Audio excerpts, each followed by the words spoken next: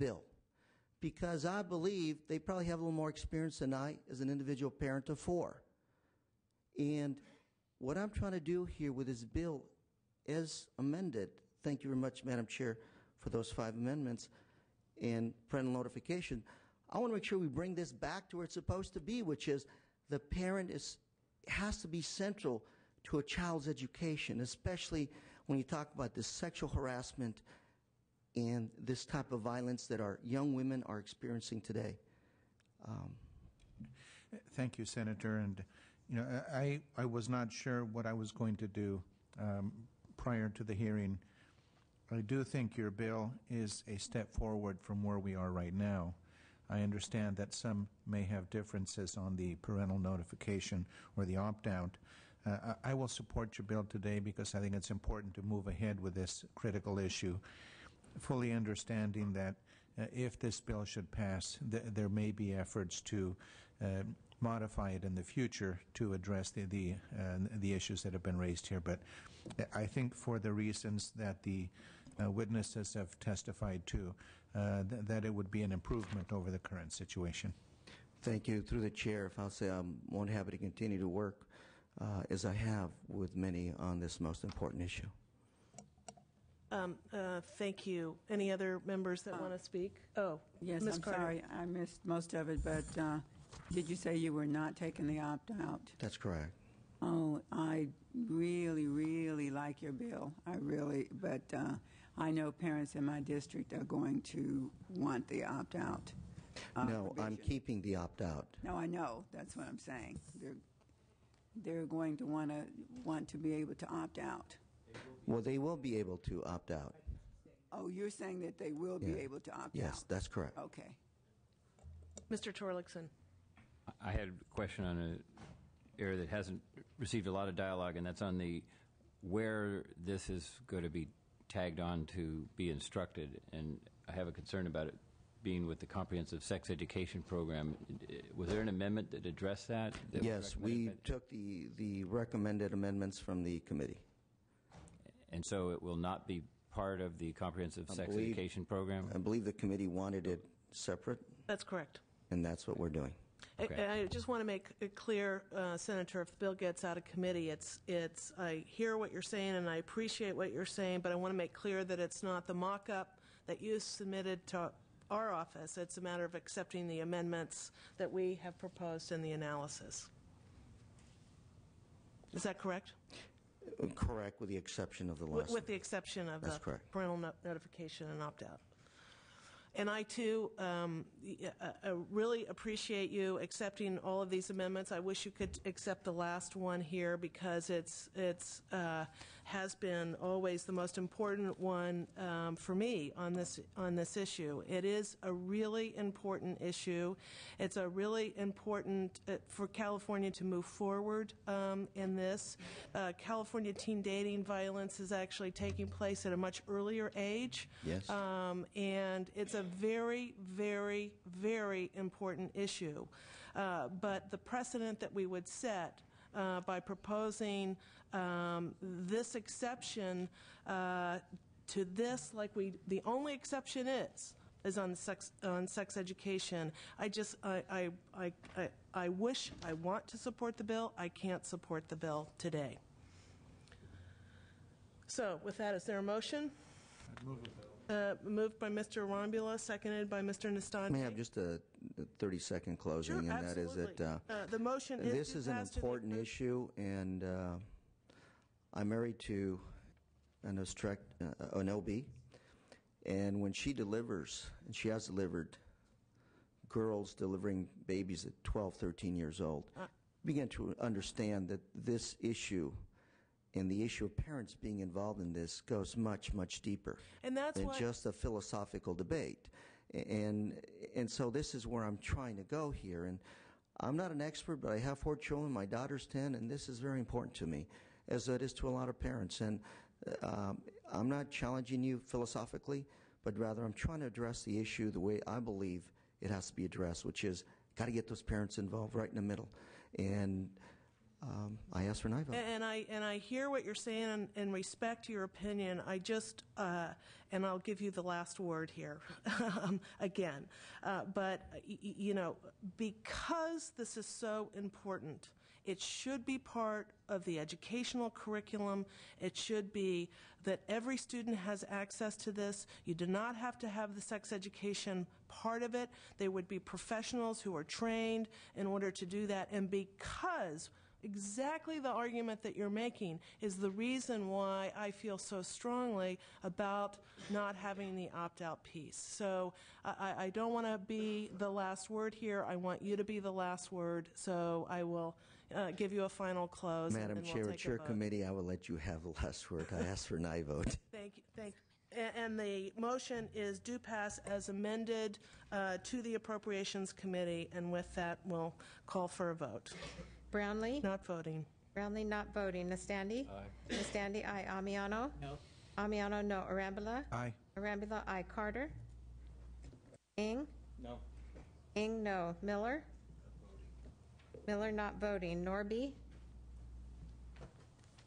Torlakson? Aye. Torlakson, aye. 3. You have 3 votes. We'll leave your bill on call. Thank you, Madam Chair. Thank you, Honor. Thank you, Senator. So last but not least, we have Senator Hancock, who has 3 bills, and we will start with the first one. I'm sorry, he has 4 bills. We'll start with the first one, item 10, SB 1298. Thank you very much. Members of the committee, you've all worked very hard today. I've been monitoring. So this is a constellation of bills, all loosely or not so loosely related to the emerging area of career technical education, which has had great bipartisan support in this legislature, and preparing our young people for the jobs of the 21st century. So the first bill is SB 1298, and I want to begin by saying that I accept the amendment suggested in the analysis that county boards of education, when a JPA is in one county, would be the body to make the determination of lack of detriment to the students, and that if you have a JPA that includes several counties, only then would you go to the State Board of Education. Thank you very much for that recommendation. SB 1298 responds to a specific problem that's become apparent since the legislature included ROCPs in the flexibility provisions of last year's budget. You may remember that we made corrections mid-year to some of the unintended consequences that were discovered in flexibility, and that is what the legislative process is about. It's an opportunity to recognize and fine-tune situations. What we discovered is that regional occupational centers and programs are the only regional program included in flexibility where the decision of one district in isolation can negatively impact education of students in other districts. And because of the great investment in career technical education that has been made in the last few years, it is important that we look for ways to, even in these difficult times, preserve the progress that we've made. We have invested millions of dollars in bond facilities, in developing curricula along with business partners and academic leaders, and building partnerships between our schools and the business community. We know that these sequences of courses are vital to keep many of our young people in school and to get them interested in education so they want to go on to higher education or are ready for the world of work.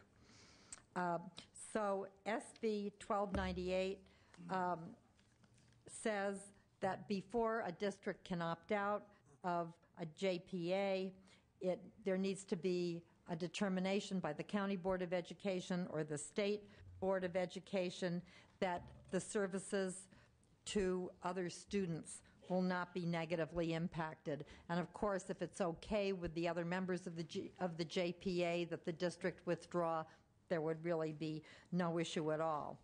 So I just want to stress that, again, the ROCP plans are developed locally and address the need for regional cooperation, so a great deal of flexibility remains. The bill does not prevent a district from withdrawing, but it creates a process for withdrawing that is very much like current law, in which individual districts that want to withdraw from a single county JPA to form a single district ROP also go through a process like this. And I will point out that it will not take effect until July of next year, July of 2011, so that any district that has given notice of its intent to leave its JPA now will not be affected. And that includes Centinalia, for those of you who have spoken with that district. SB 1298 is supported by the Small Schools Districts Association, the Charter Schools Association, precisely because these are educational schools that typically can't afford to have high-quality CTA programs unless they're part of a regional plan. And it is sponsored by the ROCPs because they have worked so hard to build up this system of sequences of courses. So I Thank have you. with me today speakers in support. Witnesses in support? Thank you. Peter Birdsall, representing the California Association of Regional Occupation Centers and Programs. Senator Hancock's presentation and the staff analysis clearly identify the issues. I'd just like to give one example, and there are many, but a quality automotive technology program nowadays requires very expensive computerized equipment that's really beyond the means of an individual district, in most cases, to offer that program. So that's the reason the programs have become regional. They cooperatively provide the programs. So the issue here is where, say, there are 3 districts doing this regional program. 2 want to continue to maintain the program. 1 wants to redirect dollars someplace else.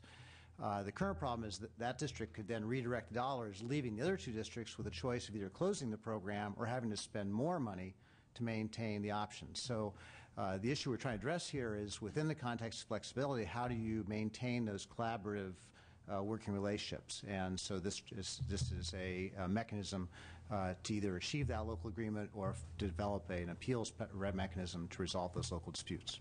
Thank you. Next witness. Madam Chair and members, Rand Martin on behalf of the California Charter Schools Association. And as the Senator indicated, it's very true that charter schools and small school districts don't really have an option when it comes to JPA other than to CTE and ROP, other than to join these JPAs. And if they're left out in the cold, they'll be losing that opportunity.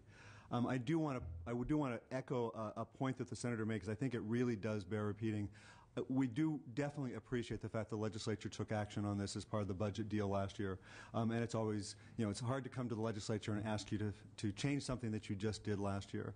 But the reality is there was an unintended consequence. We do need to be sensitive to that and see if we can fix it as soon as possible before we have any real problems crop up. Thank you very much. Thank Move the you. bill. Second. Bill's been moved and seconded. Next witness. Patty Herrera, representing the Small School Districts Association. Our small school districts have very, very limited resources, particularly in light of the recent budget cuts. And these programs are vital to our school districts, and we like to preserve them. Thank you. Thank you. Next witness. Thank you, Madam Chair, members of the committee. Jeremy Smith on behalf of the State Building and Construction Trades Council in support. Thank you. Fred Jones, California Business Education Association. In support. Yes, ma'am. Great. Next. Thank you, Jeff Reyes with the California Federation of Teachers in support. Great. Thank you. Other witnesses in support? Witnesses in opposition?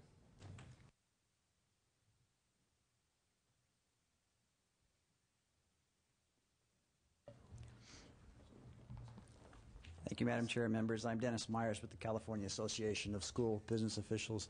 What I'm about to say has absolutely no prejudice against CTE. We're very supportive of the program, as we are supportive of much of what goes on in public education, including core programs.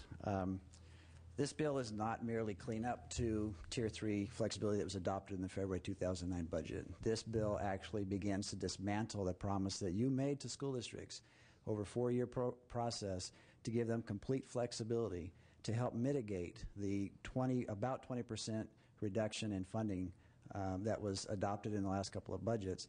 In addition to the fact there are deferrals that go from year to year that any one time defer about a quarter of what the state pays to schools. That amount of flexibility that's adopted in Tier 3 right now is what is keeping school districts afloat. In addition to using their reserves, in addition to spending the money that was provided on a one-time basis by the federal government, flexibility is, if you ask districts what has kept them afloat the last couple of years, flexibility is either the first or the second issue that they will raise as a matter of importance to them. This actually changes that deal. It blows up that deal. And we just want you to know that this is, from our perspective, it's not a vote against CTE if you were to vote against this bill, but it is a maintenance of the commitment that you made to provide the maximum flexibility. And so with that, we'd ask for your no vote. Thank you. Thank you. Next witness. Sandy Silverstein, representing Riverside County School Superintendents. I echo Mr. Meyer's concerns, and I want to make a couple of points in addition. The ROP programs are not the only regional programs that you put into Tier 3 flexibility. We have professional development programs that are regionally provided. We have BITSA programs that are regionally provided. And so this is not the only place where districts have had to come together and learn to work together locally and make tough decisions to keep good programs alive, and they're doing it. If you will notice that the Superintendent O'Connell recently did a survey about what happened to Tier 3 programs. Of all of the programs in Tier 3, the one that got transferred the least was ROP. Only 1% of school districts transferred any ROP dollars. So districts are protecting it, and they're working together to do that. The other piece I want you to remember is, we're in an outcome-based system now. You put that in place for us. You said 10 years ago that you're not going to put inputs on us. You're just going to measure the outcomes of how we serve kids. One of the pieces that was missing in that program is CTE. There's no measurement in the API for CTE programs. I think what this bill is trying to do is very valuable, and that is protect CTE programs. But I posit to you that, one, I don't think they're in great danger in this moment, and you will put us in great fiscal danger if you try to take this flexibility away from us. And number two, I think there are ways to protect CTE that work better than by taking away local districts' authority. And the main way is to start focusing on how are we going to measure the CTE outcomes we want for our kids. Add them to the API, put measurements in place, hold us accountable, give us the what, not the how. We'll get there. Thank you. Thank you. Next witness. Jose Fernandez, Superintendent, Centinela Valley. And you just need to state your position on the bill. We are opposed unless amended. And I first want to thank the Senator for making the statement that Centinela will be excluded from this bill. And I'm here for a very simple reason. The staff analysis is very clear that districts that have been in the process or have left already could be excluded from this. However, the bill itself is a little different. Thank you. Next witness in opposition. Name. Terry McGann. Organization and position. I know the script. I'll be a good boy. Terry McGann, California Strategies and Advocacy, representing Centinela, and we apparently are out of the bill now, officially. We want the language December 31, 2009 in the bill. That's all we need, and then it's very clear, and we're very happy, and we'll live happily ever after. Thank you. Very good. Thank you. Next witness. Yes, Madam Chair, Mike Ricketts with the County Superintendents of Schools. I'm just going to take a moment because there's actually two issues in this bill that I think are separable. You're going to break my rules again? Just for clarification. Okay, so we are opposed to the bill, but we're opposed to the provisions of the bill that reduce the flexibility that was provided when ROCP funding was put into Tier 3. We're big providers of ROCP services, and we continue to operate those programs, but we appreciate the flexibility. We don't want to see that taken away. The other provision, which I think the author emphasized, was the provision that said if you're going to withdraw from a joint powers agency operated ROP as a district, then you have to go through a process to do that. We don't have a problem with that provision of the bill. We think these are separable. We would like to see the provisions related to reducing flexibility not be included or not be supported going forward. Thank you. Thank you. That was really short. Next witness. Michael Holsizer on behalf of the Kern County Superintendent of Schools Office. We oppose. Thank you. Other witnesses? Andrew Keller on behalf of San Francisco Unified School District. We're supportive of protecting CTE, but we must oppose regretfully because of the flexibility issues. Thank you. Thank you. The bill has been moved by Mr. Torlakson and seconded by Mr. Arambula. Questions, comments from members? Seeing none, thank you for accepting the amendments. The motion is due pass as amended to the Appropriations Committee. And would you like to close? Yeah, I would simply like to say that the argument, I understand the fear of the slippery slope, but I think this is not a slippery slope. This is identifying in a timely way possible unintended consequences and moving to make sure that the multi-million-dollar investment that this state has made in its young people. We have a 30% high school dropout rate. We know the importance of CTE classes in keeping our kids in school, getting them employable, getting them interested in learning so they can go on to higher education. This sets up a process so that if a district wishes to withdraw from an ROP, we need to make sure that the programs will continue for those that wish to remain and that depend upon these programs for their children's future. So Centinela is out of the bill. I would ask for your aye vote. Thank you. Will the Secretary call the roll? Brownlee? Aye. Brownlee, aye. Nasandi? Aye. Nasandi, aye. Amiano? Arambula? Arambula, aye. Carter? Ing? Ing, aye. Miller? Norby? Torlakson? Torlakson, aye. It's got 5 votes. 5 votes, your bill's out. We'll go to item 14, SB 1354. Thank you very much, Madam Chair.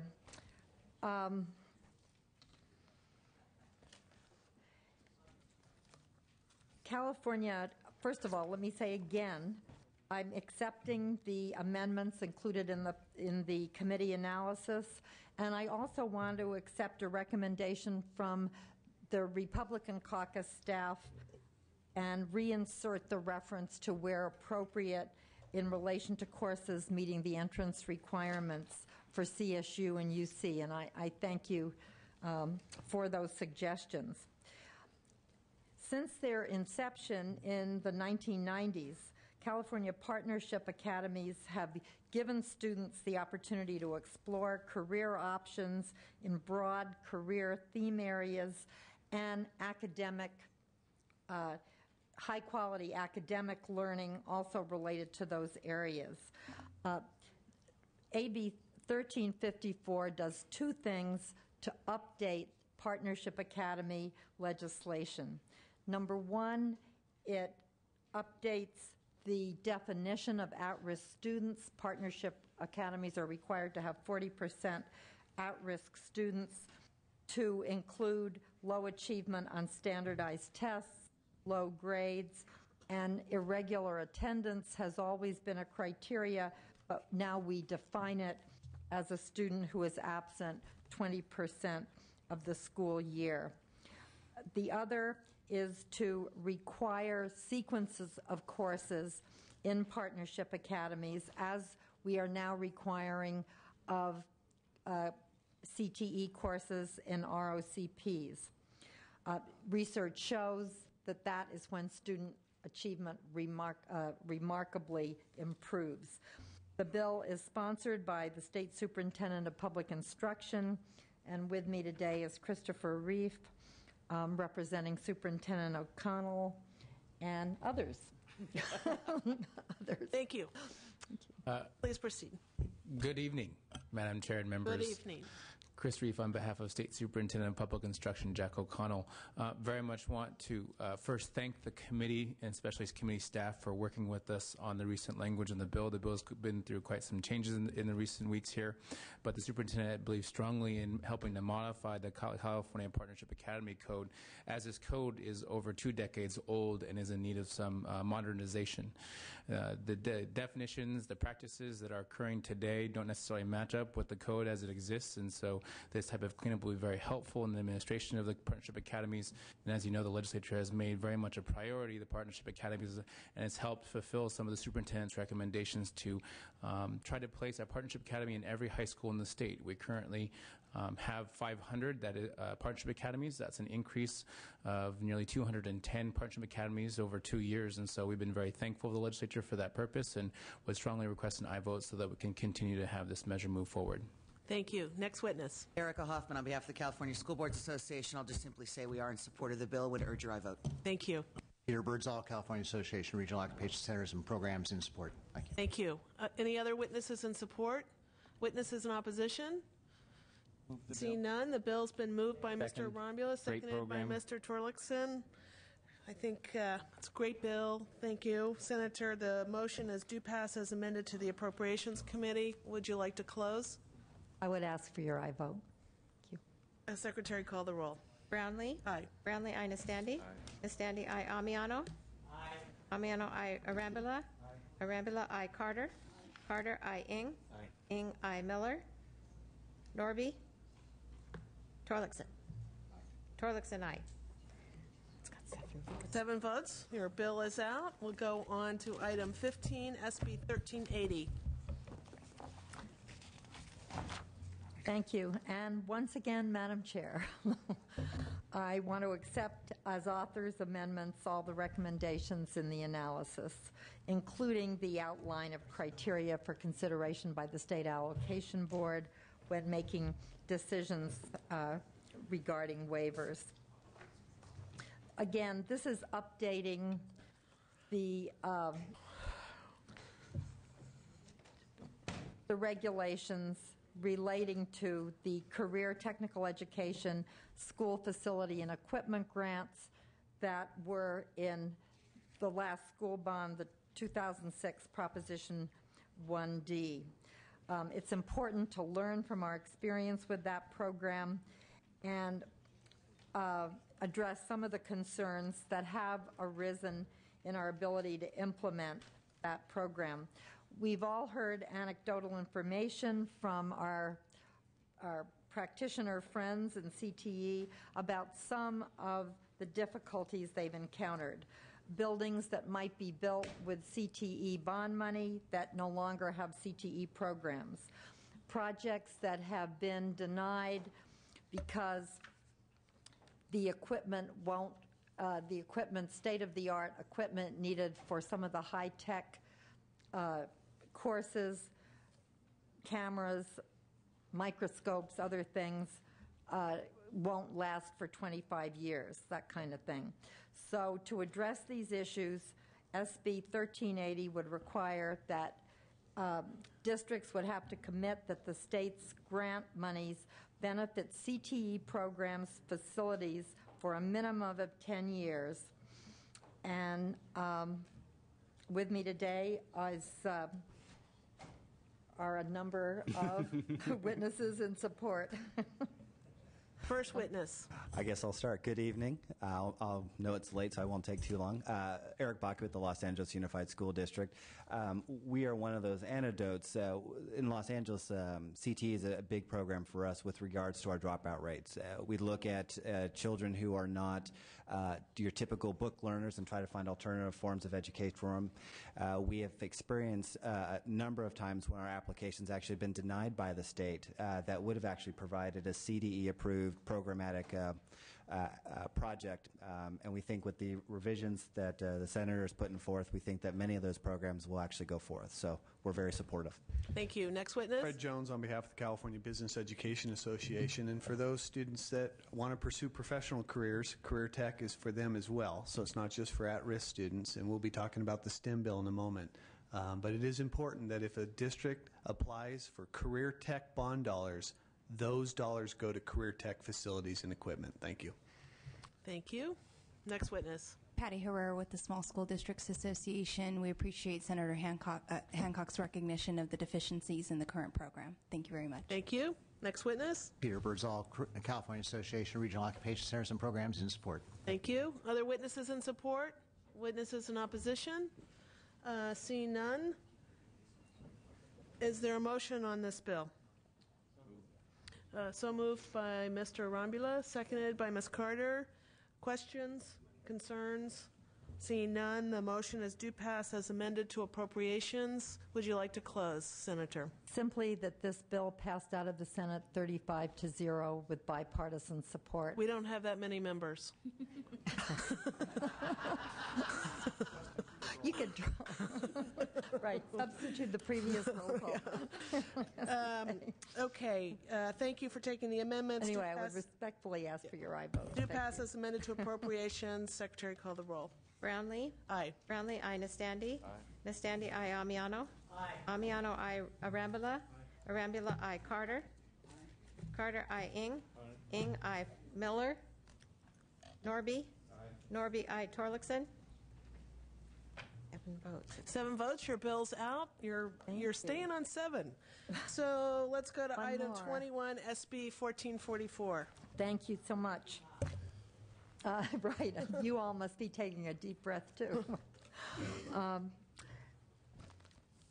This is actually quite a simple bill, I think. The need for more skilled and professional people in fields related to science, technology, engineering, and math, otherwise known as STEM subjects, has been well documented in the last several decades, and there's a strong and growing interest in promoting improved STEM education and engaging the interest of our young people in this series of interrelated studies as we move into the 21st century global economy.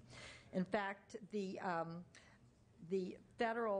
there's great federal interest in moving forward to achieve better integration of STEM subject matter in the K-12 curriculum, including the recent allocation of $260 million from the federal government to states. We think this is just the tip of the iceberg. There'll be many more opportunities in the future for this, and it's important for California to have a definition of STEM in place that we can all share as state and federal initiatives are implemented. So I would ask for your aye vote and have a number of witnesses in support. Thank you. First witness. Helen Roth Dowden. With the Beacon Schools, which are after-school programs in the Bay Area, we're in full support. We need to start getting STEM into what we're talking about in California, and also this, I think, will help bring in some federal grant money that's now become available. Thank you. Thank you. Next witness. Erica Hoffman on behalf of the California School Boards Association. We appreciate this bill greatly for putting that definition into statute and providing commonality that everybody can work off of. Further, this will hopefully advance the exposure of students to STEM, to those courses, so that we will eventually end up with more engineers and scientists and those subject areas that we've all been striving to achieve. Thank you. Thank you. Next Andrew witness. Governor on behalf of Bay Bio. As an industry that's reliant on individual who rely on science, technology, mathematics, and engineering for a background, we think this is critical to start getting kids at a young age to have an interest in these programs. So we thank Senator Hancock for bringing the bill forward. Thank you. Next witness. Thank you, Madam Chair. Jeff Freitas with California Federation of Teachers, and as a former STEM teacher, we support this bill. Thank you. Fred Jones, California Business Education Association, support. Thank you. Patty Herrera with the Small School Districts Association in support. Thank you. Other witnesses in support? Witnesses in opposition. Bill's been moved by Mr. Nastande, seconded by Mr. Arambula. The motion is due pass. Mr. Arambula. Just an aside, I noticed in the analysis that there was interest in adding the arts to this so that it'd go from STEM to STEAM, and I'd pursue it, but I'm out of steam, so. Right. Thank you. Would you like to close? I would ask for your aye vote. Thank you. Secretary, call the roll. Brownlee? Aye. Brownlee, aye. Nastandi? Aye. Nastandi, aye. Amiano? Aye. Amiano, aye. Arambula? Aye. Arambula, aye. Carter? Aye. Carter, aye. Ing? Aye. Ing, aye. Miller? Norby? Aye. Norby, aye. Torlakson? Aye. Torlakson, aye. 8. 8 votes. Your bill is out. Thank you all so much. Thank you. Members, we still have the items on the consent calendar to do. Second. Moved by Mr. Arambula, seconded by Mr. Nastande. It's item 1, SB 450. Senator Lowenthal, do pass to the Appropriations Committee. Item 5, SB 1136. Senator Cox, do pass as amended to the Appropriations Committee. Item 6, SB 1161. Senator Lowenthal, do pass to the Appropriations Committee. Item 8, SB 1278, Senator Weiland, do pass as amended to the Appropriations Committee. Item 13, SB 1353, Senator Wright, do pass as amended. And last, item 20, SB 1432, Senator Hancock, do pass as amended to the Appropriations Committee. And with that, we'll call the roll. Brownlee? Aye. Brownlee, aye. Nastandi? Aye. Nastandi, aye. Amiano? Aye. Amiano, aye. Arambula? Aye. Arambula, aye. Carter? Carter, aye. Ing? Aye. Ing, aye. Miller? Norby? Aye. Norby, aye. Torlakson? Aye. Torlakson, aye. 8 votes. The consent calendar is moved, and we have 5 bills on call. And we will start with item number 2, SB 930 by Senator Ducheney. The chair voted aye. If you could call the absent members. Nastandi is on call. What item number? Item 2. No. Nastandi. No, I'm sorry, not voting. Oh, okay. Nastandi not voting. Arambula? Aye. Arambula, aye. Ing? Aye. Ing, aye. Miller? Torlakson? Aye. Torlakson, aye. It's got 6 votes. 6 votes. SB 930 is out.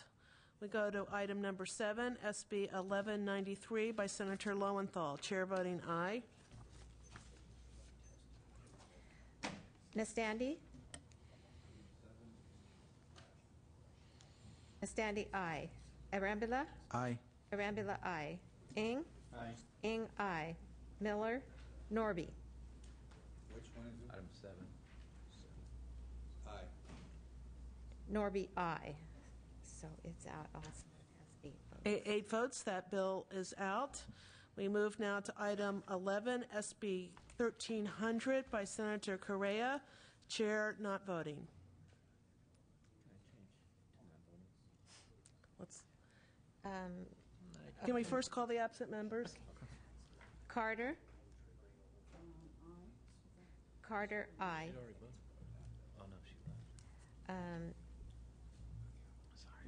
Miller, Norby? Teen dating violence. I'm sorry. Oh, teen.